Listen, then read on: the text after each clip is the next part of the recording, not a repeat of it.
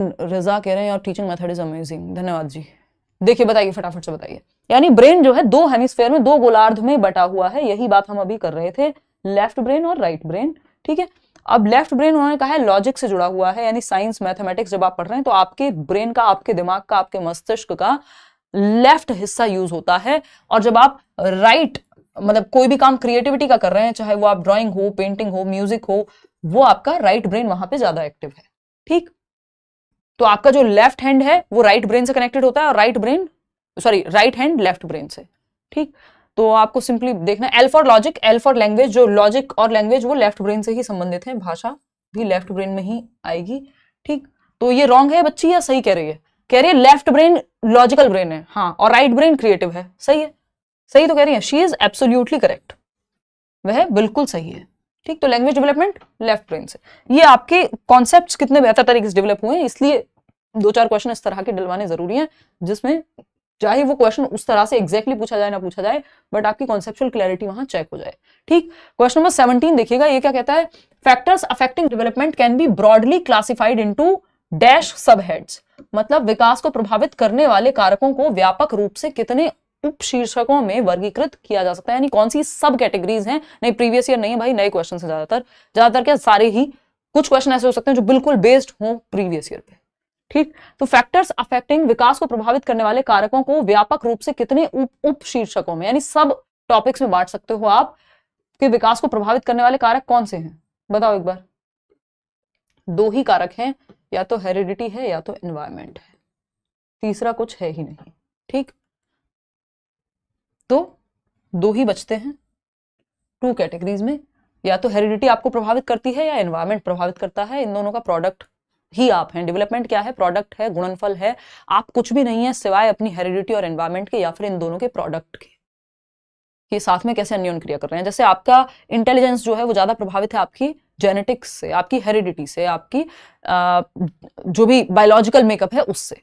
वहीं अगर आप बात कर रहे हैं न्यूट्रिशन आपको कैसा मिल रहा है, एजुकेशन कैसी मिल रही है, टीचिंग मेथड्स कैसे हैं, आपके एनवायरनमेंट में पॉल्यूशन है कि नहीं है, ये सारी बातें एनवायरमेंटल फैक्टर में आ जाएंगी। दो ही चीजें, heredity and environment. Development is the product of heredity and environment, यानी विकास आनुवांशिकता एवं वातावरण का गुणनफल है। ध्यान रखिएगा, गुणनफल है।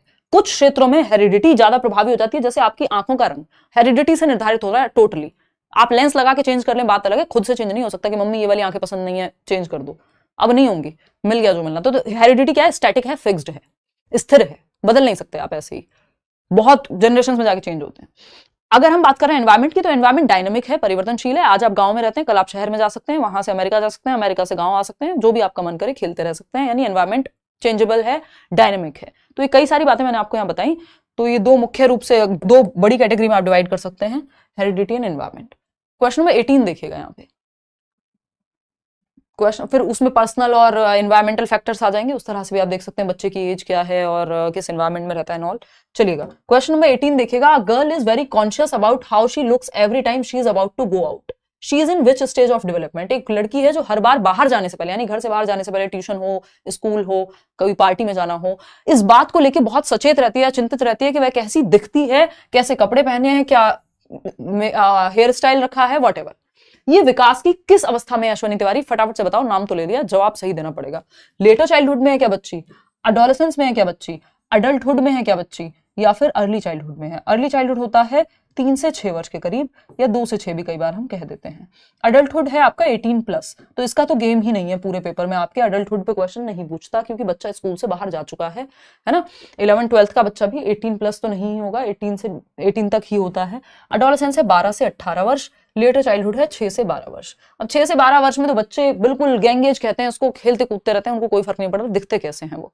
लेकिन हाँ, किशोर अवस्था वो टाइम पीरियड है जहां पे बच्चा बहुत प्रभावित है, अपने लुक्स को लेके बहुत सचेत है, कॉन्शियस है ना। और अडोलेसेंट ईगोसेंट्रिज्म नाम की एक चीज होती है जो अडोलेसेंस में पाई जाती है, और उसमें 2 चीजें होती हैं। अभी देखते हैं, समझते हैं दोनों ही चीजों को, कि अडोलेसेंस यानी 12 से 18 वर्ष में जब बच्ची कॉन्शियस है अपने लुक्स को लेके, या बाहर जाने से पहले वो खुद को 4 बार देखती है, अगर एक पिंपल हो गया तो उसका पूरा ध्यान इस बात पर रहेगा कि शायद सब लोग मेरे ही बारे में बात कर रहे हैं, या मेरी ड्रेस के बारे में बात हो रही है, शायद मैं आज अच्छी नहीं लग रही हूं। तो अडोलेसेंट ईगोसेंट्रिज्म एक कॉन्सेप्ट है, इसकी बात प्याजे भी करते हैं।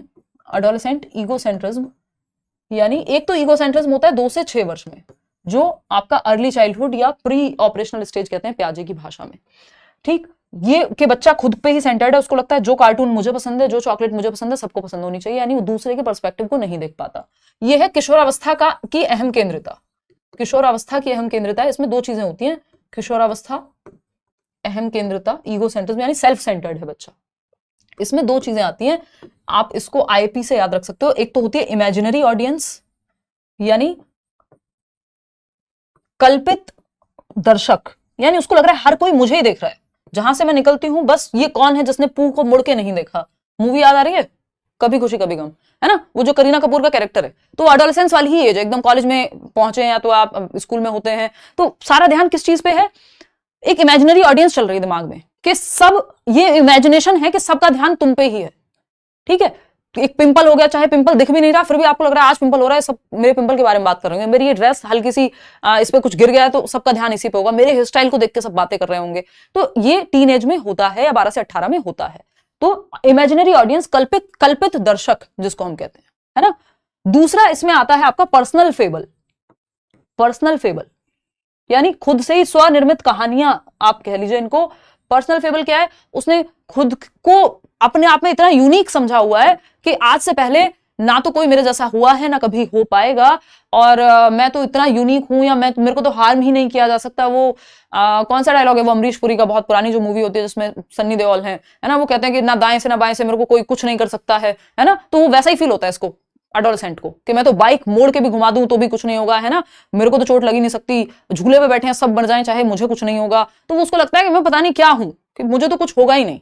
या वो अगर रिलेशनशिप में या प्यार मोहब्बत में पड़ता है तो उसको लगता है आज से पहले ना किसी को प्यार हुआ था ना हुआ है, ये मम्मी पापा ये दोस्त इनको कुछ नहीं पता, मुझे पता है कि ये इमोशन होता क्या है। तो उसको लगता है वो हर चीज यूनिक फील कर रहा है अपने आप, अपने बारे में, कि हर चीज पहली बार घट रही है दुनिया में। तो ये पर्सनल फेबल की स्थिति है, जिसको वो स्वकल्पित अपनी ही स्वनिर्मित कहानियों में रहता है, और इमेजिनरी ऑडियंस जो उसके दिमाग में चल रही है कि ऑडियंस है। तो ये दोनों ही पार्ट हैं किसके, एडोलेसेंट ईगो सेंट्रिज्म के, जो फॉर्मल ऑपरेशनल स्टेज में आएगा पियाजे की, और वैसे देखेंगे तो एडोलेसेंस यानी 12 से 18 वर्ष में आएगा। बात है क्लियर? हाँ, मैं इतनी सुंदर हूं मैं क्या करूं, एग्जैक्टली आलोक, वो इसी स्टेज की बात है, ठीक। तो वो सचेत है, अपने लुक्स को लेके बहुत कॉन्शियस है, और इस चक्कर में बहुत कलेश भी रहता है दिमाग में, क्योंकि बहुत ही कॉन्शियस रहेगा बच्चा हर चीज को लेकर के। क्वेश्चन नंबर 19 देखिएगा।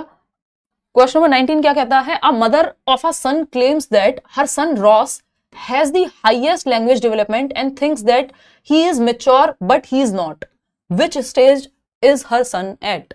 एक माँ का कहना है कि उसके बेटे रॉस की भाषा विकास सबसे उच्च स्तर पे, यानी बहुत अच्छा हो गया, एडवांस हो गया अगर मैं कहूं, और वह सोचता है कि वह परिपक्व है, लेकिन अभी उतना परिपक्व वो है नहीं। वह मतलब बच्चा सोच रहा है ये जो रॉस है कि मैं बहुत परिपक्व हो गया हूं, बड़ा हो गया हूं, बट अभी वो सच में हुआ नहीं है।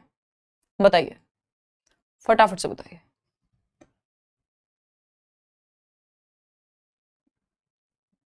हाँ, बहुत बढ़िया।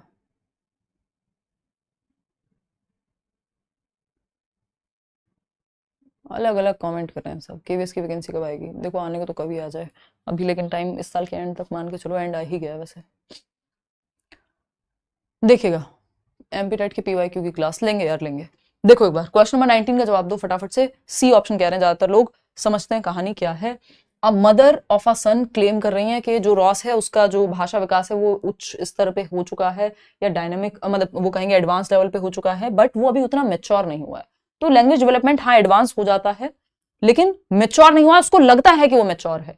जब इसको कहा जाता है, रॉस एक डेवलपमेंटल साइकोलॉजिस्ट हैं, ये रॉस यहाँ पे नाम ऐसे रखा गया बच्चे का ताकि आपको हिंट मिल जाए, ठीक।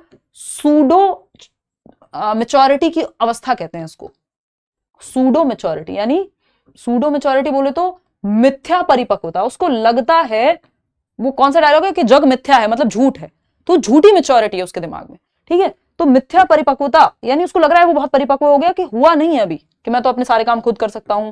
तो ये 6 से 12 वर्ष है, उत्तर बाल्यावस्था, जिसको सूडो मेच्योरिटी का काल कहते हैं। हाँ, लैंग्वेज डेवलपमेंट बहुत एडवांस हो जाता है यहाँ पे, काफी अच्छा भाषा विकास हो जाता है, वो अपनी बात को बहुत अच्छे से कहेगा, जोक्स को समझेगा, रिडल्स को, पन को, डबल मीनिंग, ये सारी चीजें वो भाषा पे अच्छी पकड़ आ जाती है। लेकिन क्योंकि ये अभी हाईएस्ट कहना शायद यहाँ पे गलत होगा, बट ठीक है कहा जा सकता है, क्योंकि नेक्स्ट स्टेज में अपने आपको उस तरह से कह दिया है कि आपका जो बच्चा है वो ठीक से मेच्योर नहीं हुआ है, ठीक। तो ये लेटर चाइल्डहुड 6 से 12 वर्ष सूडो मेच्योरिटी का काल है, रॉस नहीं कहा है मिथ्या परिपक्वता। बच्चे को लगता है कि वो बहुत बड़ा हो गया जबकि हुआ नहीं है। क्वेश्चन नंबर 12, हाँ एमपीटेट का जल्दी ही करा देंगे, हो सकता है कल ही मैं एक मैराथन टाइप ले लूं एमपीटेट के लिए, और वो सीटेट के लिए भी इक्वली हेल्पफुल होगा क्योंकि सिलेबस ऑलमोस्ट सेम ही है। क्वेश्चन नंबर 20 देखिएगा, 20वां सवाल क्या कहता है भाई question number 20, which of the following is an example of metacognition, यानी परासंज्ञान का उदाहरण कौन सा है। ये सीटेट में पूछा जाने लगा है जब से पेपर ऑनलाइन हुआ है, और एक बार और पूछा गया था 2018 में, मैं तब भी ये डिस्कस किया करती थी। मजे की बात यह है कि सिलेबस में बाद में आया, पहले हम डिस्कस कर रहे थे।